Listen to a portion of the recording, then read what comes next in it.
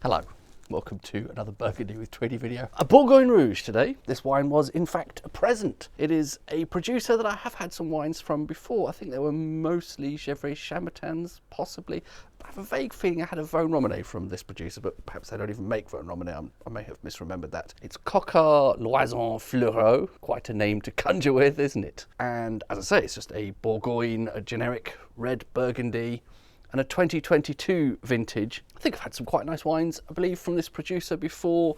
I don't know exactly where the grapes from this particular Bourgogne Rouge are sourced, but the producer is based in Flagey-Echézeaux, if I remember correctly. That's down south, isn't it? Is that more or less bordering on Vosne Romanée, possibly? I may have to correct myself on screen. So quite possibly grapes from around the periphery of Vosne Romanée, if not Vosne Romanée itself. It came out nice and smoothly, possibly too smoothly. I don't know if that's a good sign. Given the very suboptimal lighting, I really don't know if there's any point commenting on the colour here, is there? Prior to a first swirl, it has that grapey, winey, vinous sort of smell to it that I think is probably some red berry fruit-like character.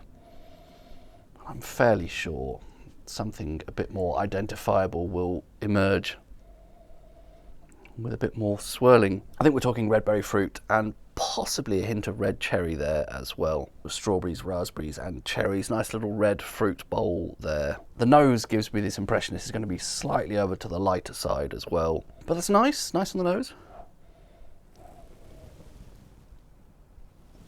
Interesting on the palate, a little bit more to that than I perhaps expected from the nose. I think there's a certain amount of acidity that I want to characterise as tanginess here. There's a particular sort of, you know, kind of mouth-watering tanginess to it. Almost like the tang of Marmite or something, really bizarrely, that kind of tanginess. And I think there are licoricey, possibly even tobacco-y notes there on the palate. It has, in addition to that pleasant red berry fruit, and I think a hint of cherry, it's definitely a sort of twang, in addition to the tang of, yeah, something like licorice, maybe even Marmite, and something like tobacco.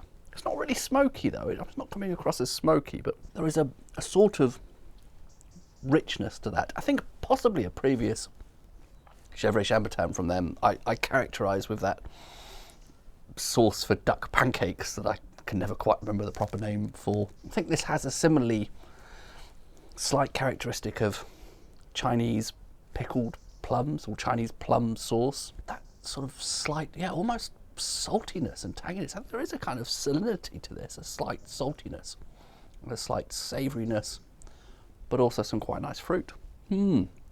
Definitely a savoury twang, a marmitey savoury twang.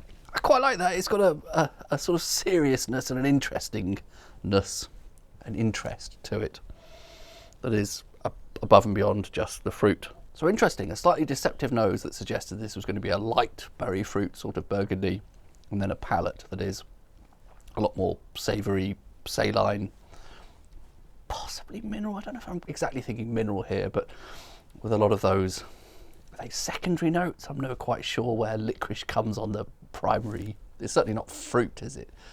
Is it something that comes with age? This isn't particularly old, it's only a 2022 vintage. Yeah, more of that sensation of that sauce for duck pancakes there. Yeah, this is definitely reminiscent of at least one of those previous wines from this producer. Nice that. I think that will be good with dinner for what it's worth. Having lasagna tonight, if it matters. Nice sort of serious, interesting, savoury sort of Burgundy. Not sure I can dredge up anything more to say about that, so cheers.